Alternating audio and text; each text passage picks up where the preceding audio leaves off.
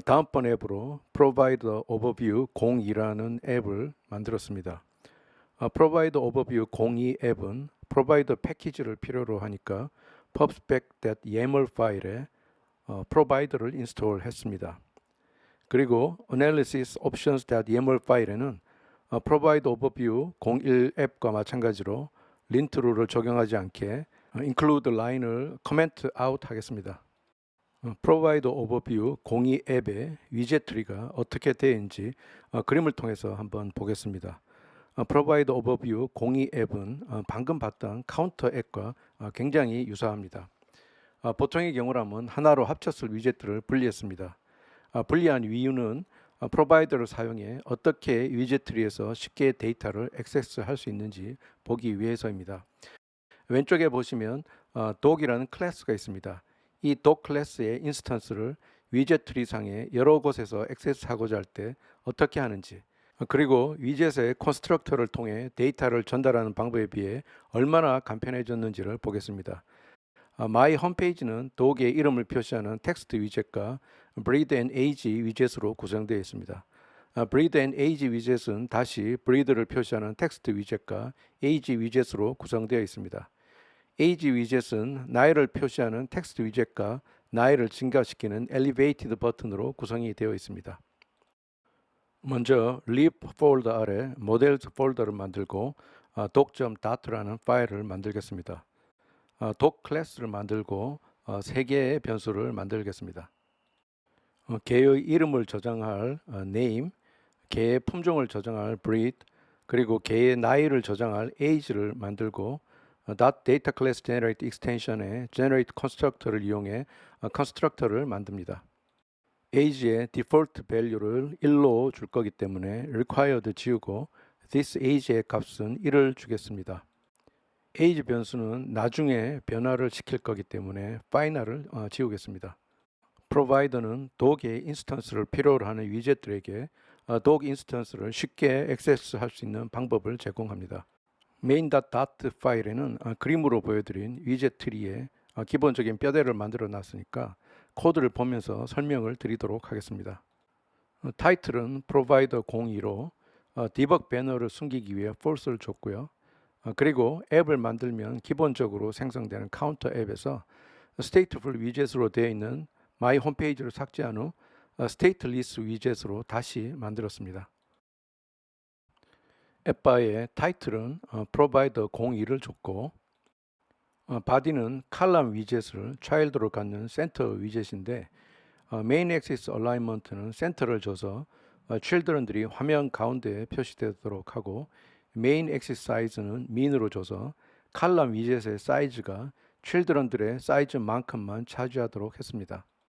칼럼 위젯의 첫 번째 child는 텍스트 위젯으로 이후에 doc 인스턴스의 name을 표시할 예정입니다.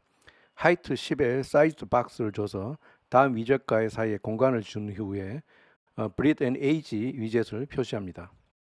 breathe and age 위젯은 build 함수 내에서 칼럼 위젯을 return하는데 첫 번째 child는 doc의 breathe를 표시할 텍스트 위젯입니다. height 10의 sized box를 줘서 다음 위젯과의 사이에 공간을 준 후에 age 위젯을 표시합니다. age 위젯은 column 위젯을 return하는데 첫 번째 child는 doc의 age를 표시할 텍스트 위젯입니다. child가 하나밖에 없는데 왜 column으로 했냐 하면 나중에 여기에 버튼을 추가할 거라 미리 column으로 만들었습니다. 그런데 첫 번째 예에서는 필요한 데이터와 함수를 constructor를 통해 전달했습니다.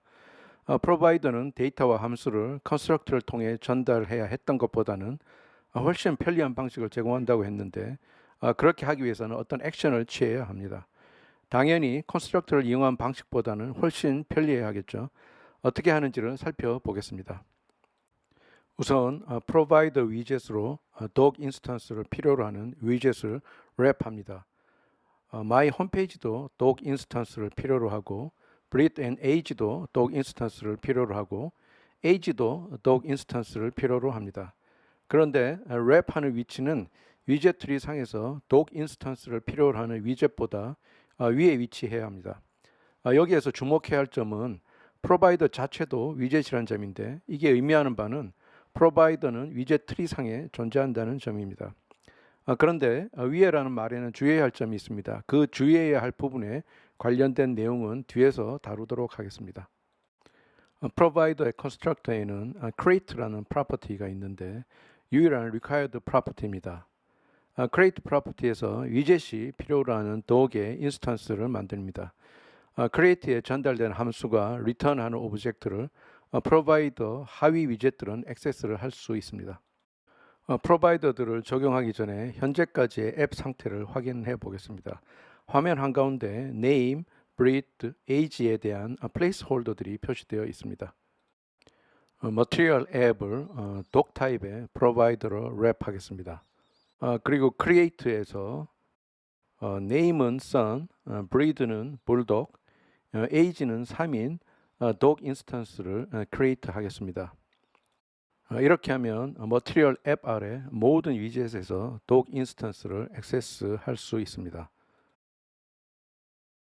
dog name을 표시하는 텍스트 위젯은 provider 위젯의 child 위젯입니다.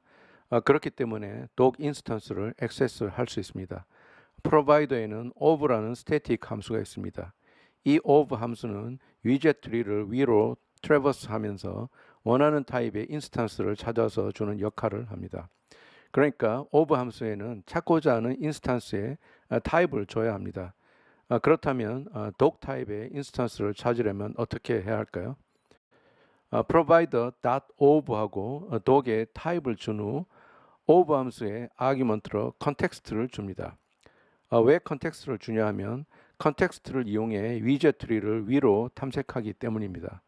즉 provider.of.context는 doc 클래스의 인스턴스를 제공합니다.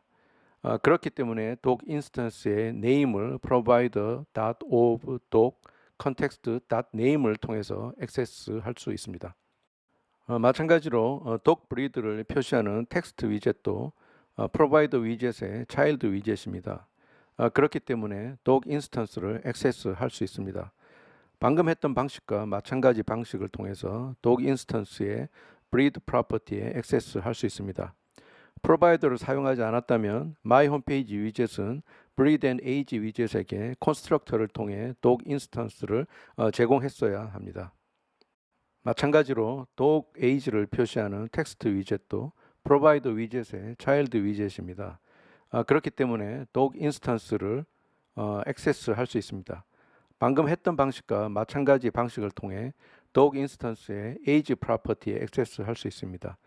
프로바이더를 사용하지 않았다면 my 홈페이지 위젯은 breed and age 위젯에게 breed and age 위젯은 다시 age 위젯에게 constructor를 통해 doc 인스턴스를 제공했어야 합니다. 자, 이 상태에서 실행을 시켜볼까요? 정상적으로 표시가 됐습니다. 프로바이더가 없었다면 breed and age 위젯에게 일일이 doc 인스턴스를 전달을 했어야 하는데 여기서는 전혀 그럴 필요가 없었습니다. 많이 편리해진 것 같습니다. 그런데 provider of doc context와 같이 doc이란 타입을 브래킷 안에 표시했습니다. 프로바이더가 위젯 트리를 타고 올라가면서 인스턴스를 찾는다고 말씀드렸죠. 그럴 때 찾는 대상을 이야기를 해줘야 합니다. 그 대상에 해당하는 게 타입입니다. 그래서 여기에 doc 타입을 찾으라고 표시를 했습니다. 다시 말하면 위젯 트리를 타고 올라가면서 doc 타입의 인스턴스를 찾아서 나에게 다오, 이런 이야기입니다. 그렇다면 만약에 같은 타입의 인스턴스가 위젯 트리 상에 두 개가 있다면 프로바이더가 찾아서 나에게 주는 건 위젯 트리 상에서 나에게 제일 가까운 걸 줍니다. 즉 더 먼 데 있는 건 프로바이더를 통해 액세스를 할 수가 없습니다. 이것과 관련해서는 나중에 다시 이야기하겠습니다. 정리하면 프로바이더는 프로바이더 아래에 위치한 위젯들에게 provider.of.t 컨텍스트를 통해 t 타입의 인스턴스를 제공을 합니다. 그런데 이건 좀 재미가 없습니다. 그냥 데이터만 공유하는 거니까요. doc 클래스를 좀 바꿔보겠습니다. void 타입의 grow 함수를 추가합니다. grow 함수는 age를 1 증가시키고 증가된 age 값을 프린트를 합니다. 그리고 age 위젯에 버튼을 하나 추가하겠습니다. 우선 height 20.0에 sized box를 주고 elevated 버튼을 만듭니다. 버튼의 onPressed에는 doc 인스턴스의 grow 함수를 provider를 이용해서 호출을 합니다. 그리고 버튼 타이틀은 폰트 사이즈 20.0에 grow를 줍니다. grow 함수도 doc 인스턴스의 멤버이기 때문에 provide of를 통해서 액세스할 수 있습니다. 자, hard restart 시키고 버튼을 탭해 보겠습니다. 에러가 발생했습니다. 굉장히 자세한 메시지가 디버그 콘솔에 표시가 됐습니다. 이 에러가 의미하는 바는 버튼은 어떤 값이 변한다고 해도 다시 그려질 필요가 없는데 그렇게 했다. 그러니까 listen false를 줘서 rebuild를 막아라, 이런 이야기입니다. provide of 함수에 listen argument에 false를 주고 hard restart 시킨 후에 grow 버튼을 클릭을 해보겠습니다. grow 내에서 프린트한 값은 증가를 했는데 증가한 값이 화면에 반영은 되질 않았습니다. 이게 마치 우리가 어떤 변수의 값을 바꾼 후 setState를 부르지 않아서 화면에 반영이 되지 않은 것과 비슷합니다. 왜 그럴까요? 플러터 프레임워크에 값이 변했으니 다시 그려라 라고 알려주는 게 없기 때문입니다. 다시 이야기를 하면 데이터를 변화시킨 후 setState를 불러야만 플러터 프레임워크가 다시 렌더를 했죠. 그러면 프로바이더에서는 그런 걸 어떻게 할까요? 이제부터 그걸 알아보도록 하겠습니다.